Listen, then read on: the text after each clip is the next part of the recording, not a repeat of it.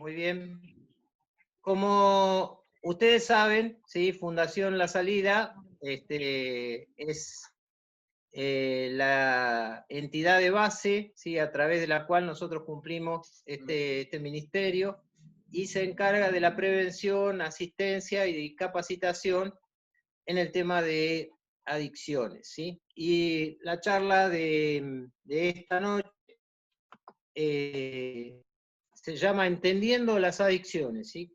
Y vamos a tratar de, en una forma comprimida, poder dar respuesta a un montón de dudas y preguntas que vienen a nuestra mente respecto de las adicciones y respecto de el papel de la iglesia y respecto de qué solución podemos darle al tema de las adicciones. Estuve en esta semana en dos charlas internacionales de adicciones, una que estaba alrededor de la presentación de la doctora Nora Volkow, que es una eminencia mundial en adicciones, que estuvo hablando especialmente de la situación de los Estados Unidos en este momento en adicciones y durante la pandemia. Sabemos muy bien que allí en Estados Unidos están ocurriendo muchísimas muertes.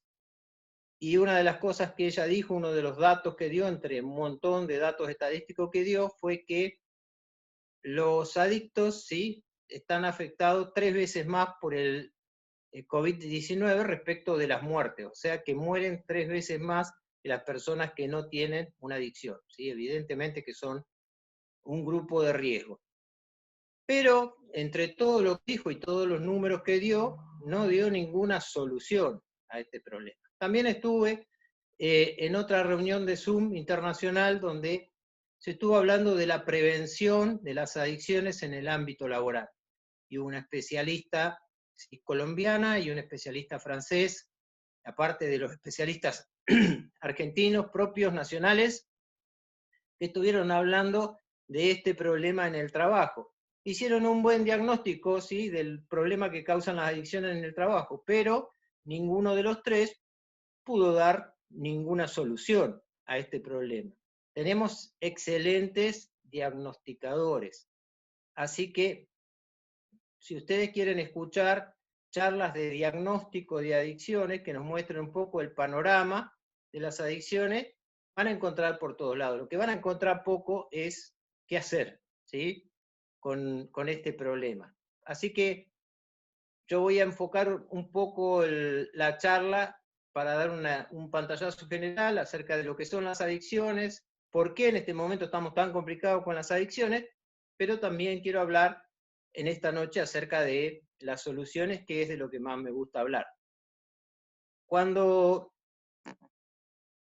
hablamos de drogadicción, decimos que es un trastorno crónico recurrente caracterizado por la búsqueda y el consumo compulsivo de sustancias psicoactivas a pesar de sus consecuencias negativas. Se lo considera un trastorno del sistema nervioso central, ¿sí? Es un problema que afecta nuestro cerebro. Nosotros sabemos que nuestro cerebro es la parte más protegida de nuestro cuerpo, de nuestro organismo. Los que creemos en Dios, creemos que Dios lo ha guardado adentro de esa caja que es el cráneo, justamente porque es sumamente sensible, sumamente vulnerable, y a pesar de que el cráneo lo protege, ¿sí?, de los golpes y de los traumatismos, no lo protege porque nosotros nos hemos dado maña para poder llegar a dañar nuestro cerebro a pesar de estar en un lugar tan protegido, con lo que inhalamos, con lo que comemos o con lo que nos inyectamos. Así que esas son las vías por donde ingresan las sustancias psicoactivas que producen estas consecuencias negativas en nuestro sistema nervioso central. Ahora, ¿qué gravedad tiene el problema de las adicciones? Hay muchas estadísticas que yo les podría leer o mencionar respecto de la gravedad del problema de las adicciones, pero yo creo que la que más impacta es aquella que dice que en el 90% de las familias de la Argentina, en el 90% de las familias de la Argentina, y cuando hablamos de la familia, hablamos, ¿sí?, de la familia que se junta para Navidad, el tío, el cuñado, el abuelo, el sobrino, esa familia grande, en el 90% de esa familia hay un adicto en la familia. O sea que en casi todas las familias tenemos un adicto, ¿sí? Si ustedes piensan en su familia, ¿sí?, si usted mismo no es un adicto, piense en el adicto que tienen en la familia y seguramente lo van a encontrar fácilmente. Ahora, ¿por qué en mi familia? ¿Por qué le tocó a mi familia, ¿sí?, tener este problema de las adicciones? Bueno, lo vamos a explicar de dos maneras, ¿sí? Acá tenemos una graciosa caricatura que dice, ¿quién tiene la culpa? ¿Sí? Y un señor le pregunta a los bomberos, ¿por qué han demorado tanto? ¿Sí? Y los bomberos dicen, es que estábamos buscando a los culpables, ¿sí?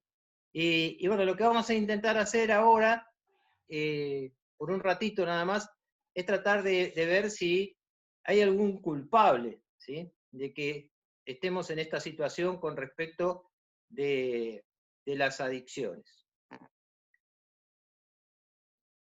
Nosotros sabemos muy bien que el alcohol, ¿sí?, que es la principal droga, el principal consumo en drogas en nuestro país y en todo el mundo, el alcohol, que es una droga legal en todo el mundo, ha estado desde siempre, ¿sí? Si nosotros leemos en las escrituras y leemos en la historia, el alcohol y los alcohólicos y el alcoholismo ha estado desde siempre, ¿sí? En la Biblia encontramos los proverbios que fueron escritos hace casi 3000 años, consejos, ¿sí? Hay un micrófono que está abierto y está interfiriendo en la charla. Ahí estamos. ¿O no? Muy bien, decíamos que el alcohol hace miles de años que lo tenemos como problema instalado. Ahora, de un tiempo a esta parte, ¿sí?, hace aproximadamente 100, 120 años, ha ocurrido algo en la historia de la humanidad que agravó o dio inicio, ¿sí?, a un consumo masivo de droga. Y estos fueron las grandes guerras que tuvimos en el siglo XX. Con la Primera Guerra Mundial, después con la Segunda Guerra Mundial y después con todas las otras guerras que vinieron derivadas de esas guerras, que fueron consecuencias de la Guerra Fría, de la extensión, ¿sí?, del comunismo y su batalla con el capitalismo en el mundo. Hemos tenido casi constantemente, desde el principio del siglo XX hasta ahora, guerras en todas partes del globo terráqueo. Ahora, ese instinto natural que tiene el hombre de preservar su vida hace que el hombre no vaya con mucho entusiasmo a un lugar donde lo van a matar.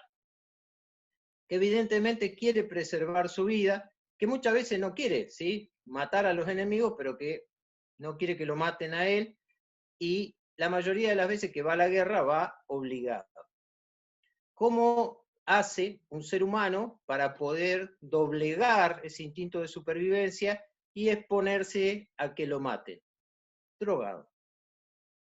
Ahora, este elemento, esta sustancia que necesita el hombre para poder exponerse, ¿sí?, a ser muerto en una batalla e ir con semejante nivel de riesgo hacia adelante, tuvo que ser impulsado, ¿sí?, por los gobiernos.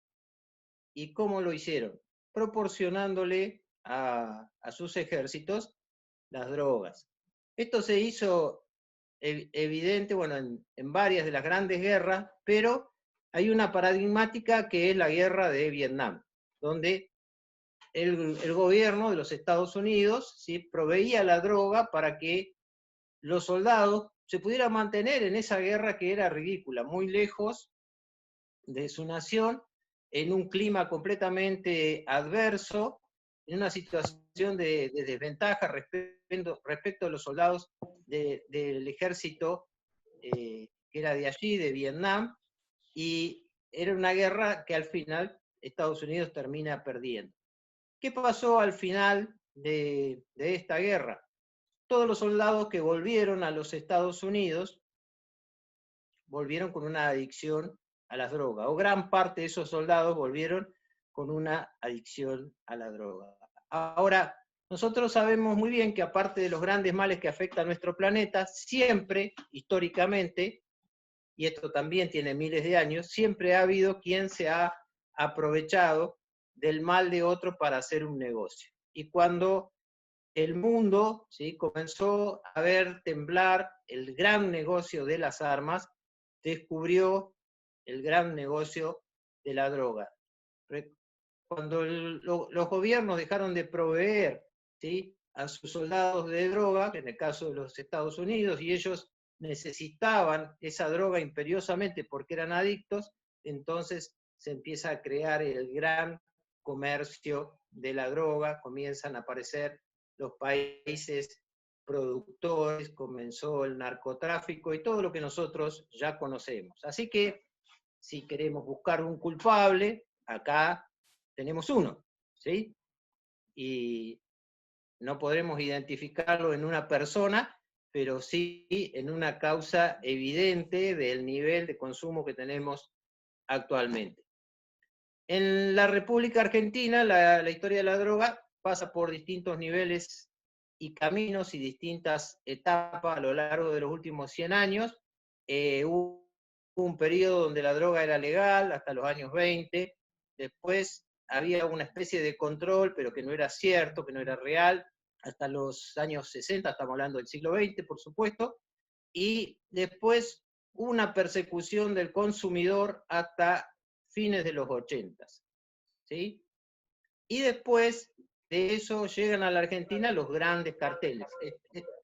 Estos grandes carteles que se formaron en la época de posguerra para cubrir los mercados del norte, ¿sí? Ahora esos carteles llegan en la década del 90 a la Argentina, la droga se hace accesible, ¿sí?, por la cantidad que hay, por la cantidad que llega, no porque sea barata, en nuestro país, y entonces los consumidores argentinos empiezan a tener contacto con estos grandes carteles de la droga, ¿sí? Durante la década del 80, a partir de los 90, fue esto. Así que seguimos analizando un poco los culpables. Ahora, nosotros sabemos, los que trabajamos en adicciones, que hay otro factor, ¿sí?, mucho más importante para que el consumo de droga pueda crecer de esta manera, multiplicarse de esta manera exponencial, como está pasando en estos momentos. Nosotros sabemos que nuestra sociedad, no solamente la sociedad occidental, sino que toda la sociedad humana, todo este espíritu gregario que tiene el hombre de vivir juntos en sociedad, siempre comienza en todas las culturas en la familia. Los cristianos creemos que la familia, Dios, que Él impuso esta forma en que el hombre debía crecer, ¿sí?, y reproducirse, pero estar contenido dentro de una familia que era la que le iba a brindar la educación, ¿sí? Nuestro Código Civil dice que la familia es la base de la sociedad y aún siguen repitiendo esto cada vez que un matrimonio, que una pareja decide casarse, ¿sí? Ahora, nosotros sabemos que a pesar de que aún en los libros, en algunos libros se sigue hablando acerca de la familia, no es la intención política, filosófica, estratégica de los gobiernos mundiales, de las grandes potencias mundiales, de que la familia continúe siendo la base de la sociedad. Y por eso nos vamos a encontrar que hay un montón, ¿sí?, de estrategias, de avances, de manejos a todo nivel. No voy a hablar acá de grandes teorías conspirativas, Si escuchan unos aplausos de fondo, no son para mí, es que son las 9 de la noche y acá en el barrio aplauden a los que están trabajando en salud. No vamos a hablar de grandes teorías conspirativas, que las hay, que existen, ¿sí? Pero nosotros sabemos que los poderes de este mundo, ¿sí?, tienen un interés manifiesto de destruir la familia. Tienen el interés de que el Estado tenga cada vez más injerencia en el manejo del individuo, por eso que cualquier ley, cualquier ideología, cualquier estrategia que sirva para destruir la familia, eso va a llevar a que finalmente sea el Estado el que tenga que hacerse cargo del individuo. Y por eso nosotros vivimos la paradoja de tener organismos como que se llaman, por ejemplo, promoción familiar. O sea, parece que el Estado quiere promocionar la familia, que la familia necesita ser promocionada porque está desapareciendo. Esto que dicen por ahí, que lo que existen ahora son otro tipo de familia, ¿sí? Eso no es verdad, porque cualquier objeto, ¿sí?, cualquier cosa tiene que tener cualidades esenciales que lo hacen ser lo que son, y si pierde esas cualidades esenciales, deja de serlo, ¿sí? Si yo a una mesita le corto las patas y le pongo un respaldo, pasa a ser una silla, dejó de ser una mesita, y por más que yo la quiera llamar mesa, ya no va a ser una mesa, y así con todo. Si nosotros a la familia la desmembramos, la rompemos, la conformamos de otra manera, deja de ser lo que nosotros conocíamos como familia. Podemos ponerle otro nombre si nosotros queremos, pero no decir que esa es la nueva familia. La destrucción de la familia, entonces, es el principal culpable, ¿sí?, de la situación que tenemos ahora en cuanto a la drogadicción. La Biblia aborda el tema del hombre desde una primera familia. Nosotros conocimos una primera familia en la Biblia, que era la familia de Adán y Eva.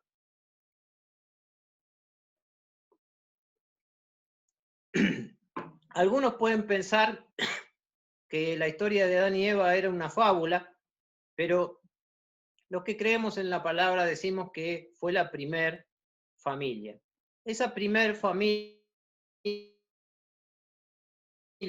fue la cuna donde nació el primer niño. No había existido ningún niño sobre la tierra. Él fue el primer niño. Ahora, ¿cómo le fue a ese primer niño? Bueno, ese primer niño tuvo un hermano.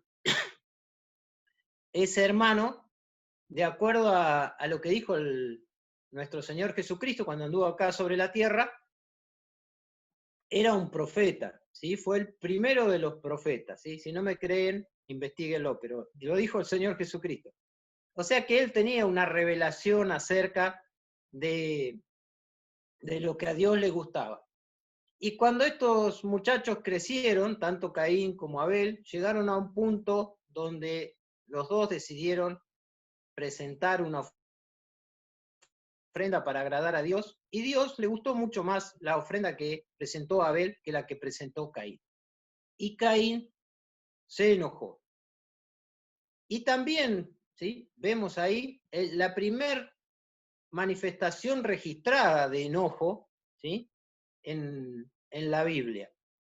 El enojo y la historia del enojo está registrada en toda la palabra, desde el principio hasta el fin. Y las consecuencias del enojo son terribles. Y cuando nosotros la empezamos a mirar en toda la Biblia y en toda la historia de la humanidad, nos vamos a dar cuenta que el enojo fue predominante, fue el causante de un montón de homicidios, fue el causante de las guerras, fue el causante, el enojo, de darle forma a la personalidad de hombres como Adolf Hitler, por ejemplo, ¿sí? Si nosotros analizamos su niñez, su infancia, y la de tantos hombres que nos ha dado este mundo, que eran hombres terribles, sin corazón, ¿sí? Que fueron genocidas, destructores, nos vamos a encontrar que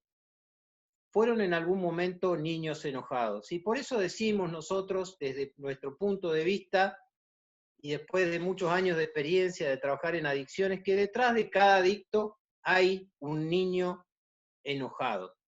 Y que el enojo es la puerta de entrada, no solamente a las adicciones, sino a la mayoría de los males de esta tierra.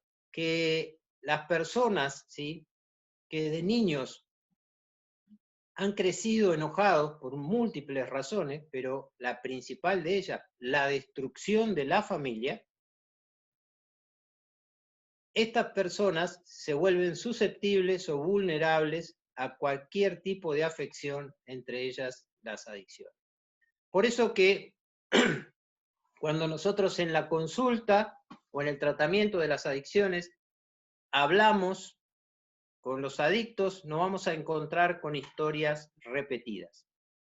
Padres separados, niños que han sido dejados a la crianza de tíos y de abuelos, niños abusados, niños que han sido golpeados de una manera desmedida cuando eran niños, niños que han sido dejados solos durante mucho tiempo cuando, cuando no podían ni siquiera cuidarse a sí mismos, niños que les fue puesta sobre sus hombros responsabilidades que no podían sobrellevar, que no eran para un niño y tuvieron que sobrellevarla, y una larga historia de niños que tuvieron que vivir cosas terribles y que esto marcó sus vidas para siempre. No quiere decir que todo niño que sus padres son separados van a terminar siendo adictos, ¿sí? La investigación se hace al revés, ¿sí? Tomamos los adictos, investigamos ese colectivo de personas y vamos hacia atrás y nos vamos a encontrar que la gran mayoría de los adictos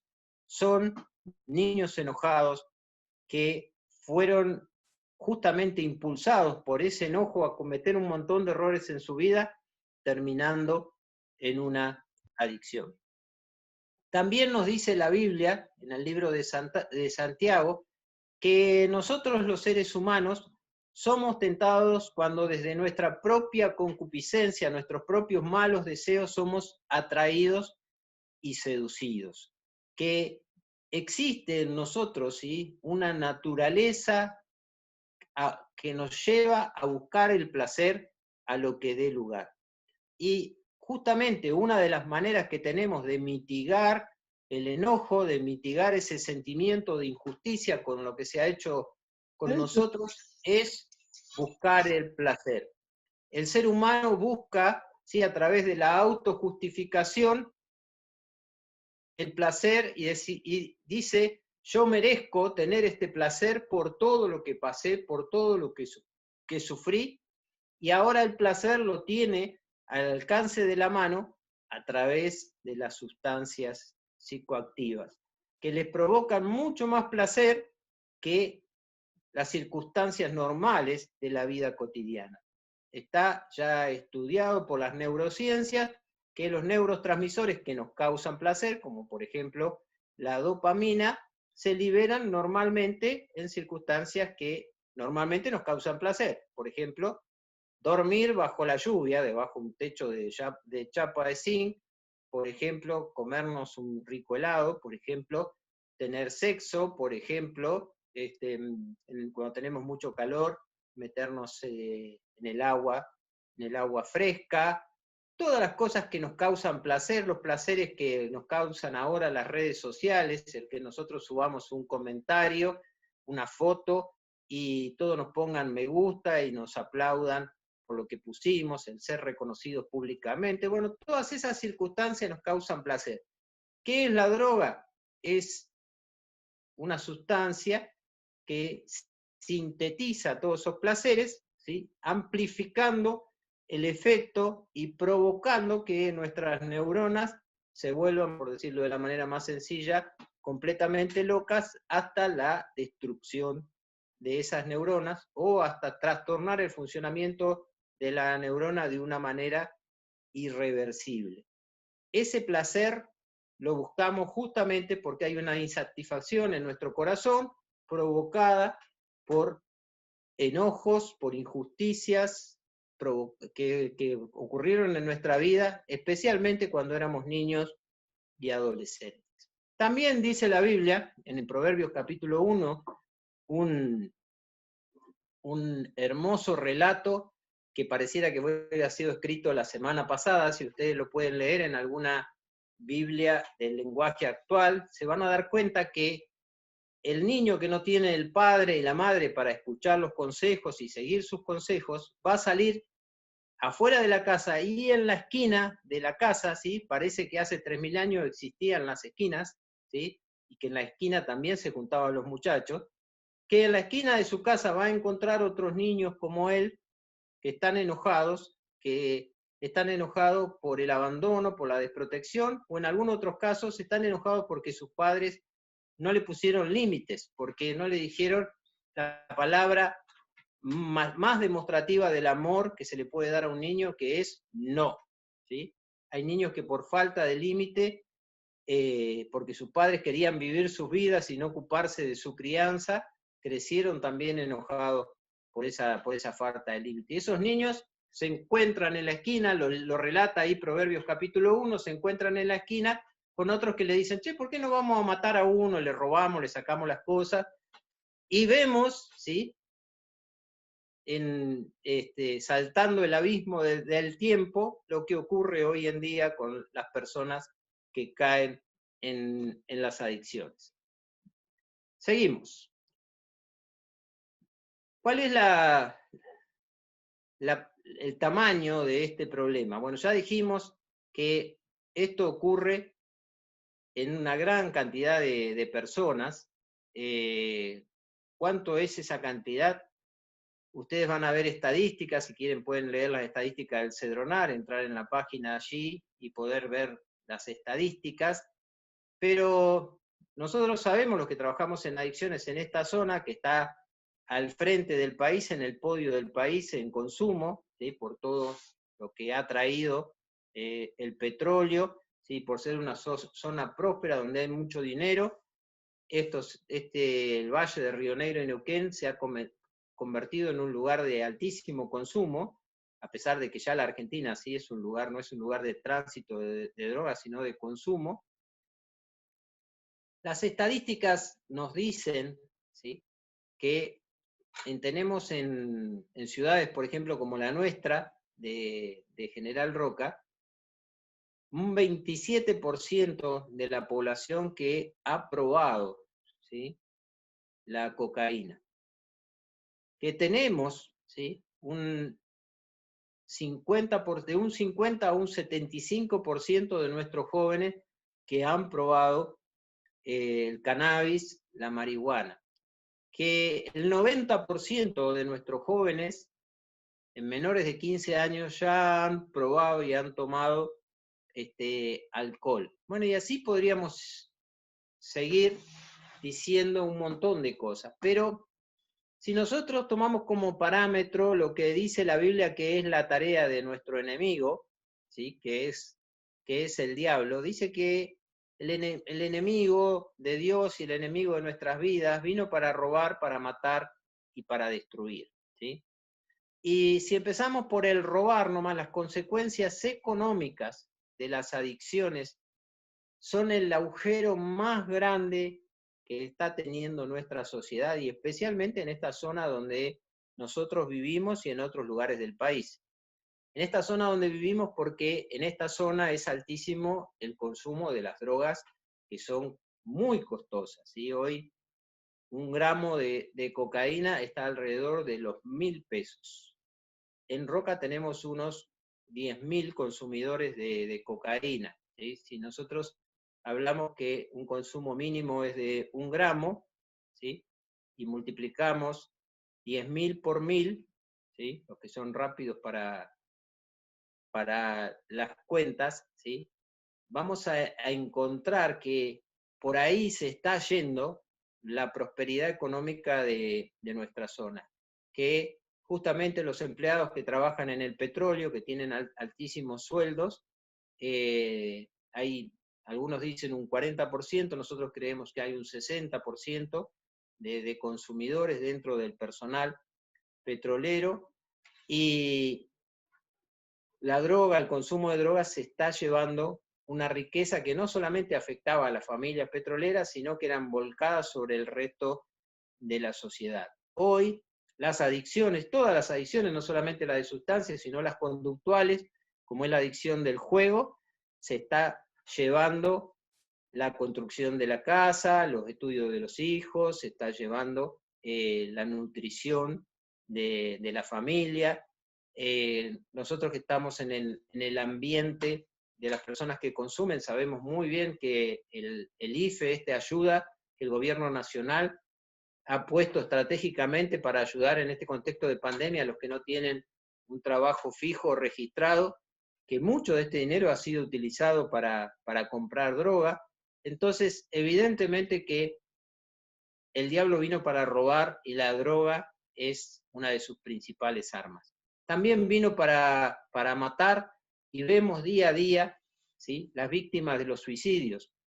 Tenemos en la zona, especialmente acá en la zona de la confluencia, Neuquén y Cipolletti, ¿sí?, más de 4 veces el índice medio de suicidios del mundo, ¿sí? O sea que la gente se suicida 4 veces más, y muchos de esos suicidios son entre personas de entre 13 y 29 años, y gran parte de esos suicidios están relacionados con el consumo de drogas.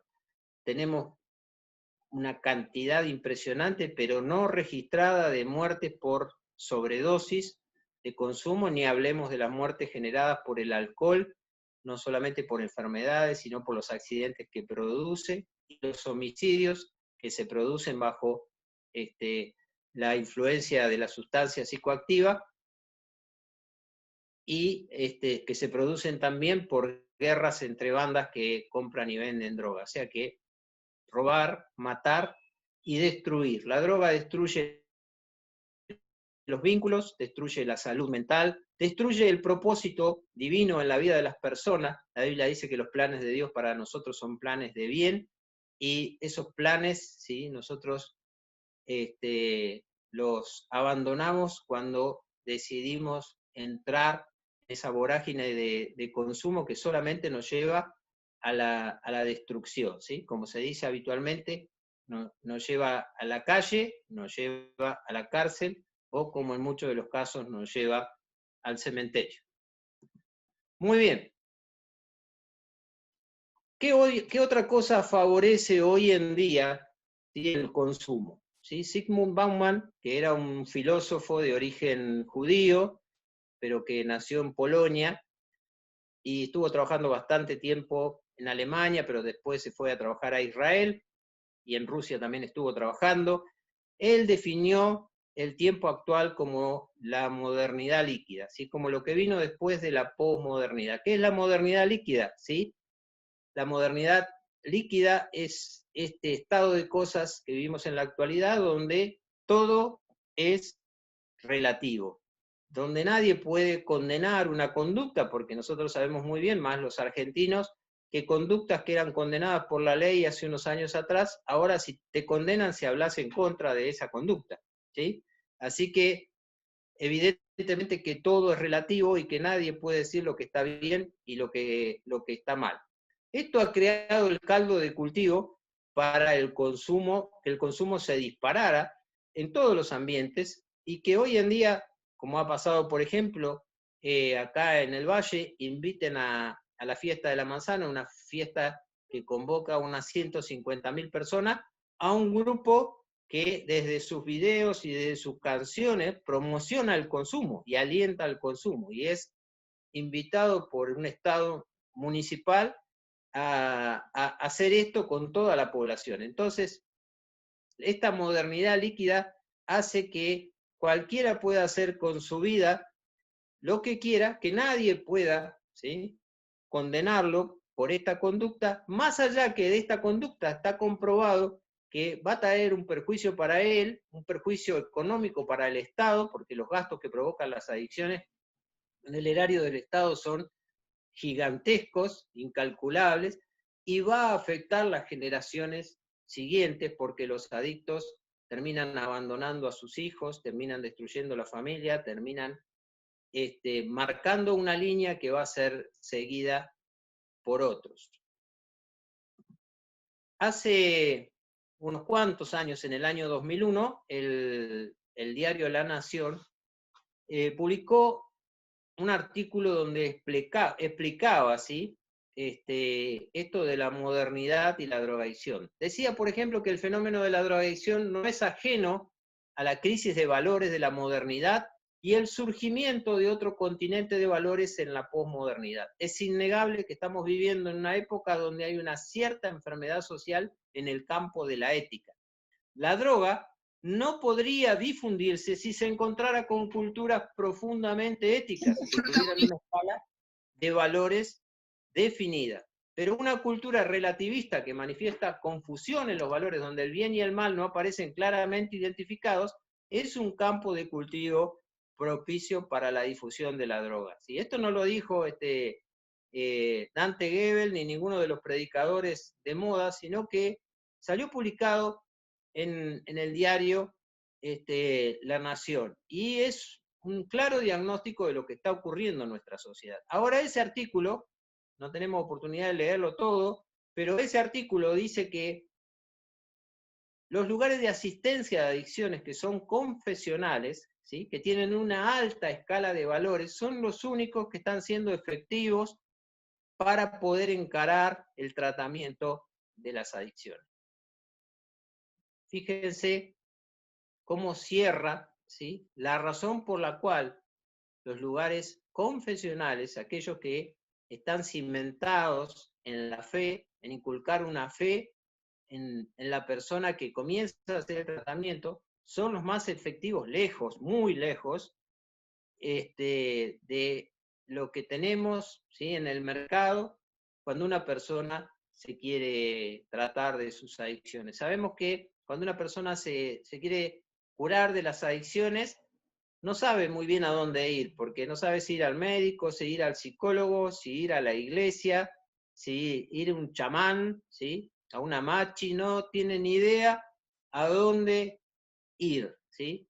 Pero ha quedado clarísimo que si vos querés un tratamiento efectivo de las adicciones, tenés que ir a un lugar donde te van a hablar acerca de Dios. Alcohólicos Anónimos, Narcóticos Anónimos, son tratamientos que en sus orígenes fueron cristianos y justamente hablan en los 12 pasos, en el método de los 12 pasos que tienen, que lo primero que vos tenés que hacer es reconocer que hay un ser superior, una autoridad moral, ética, mucho más allá de esta tierra, que es a la que vos le vas a tener que dar cuenta.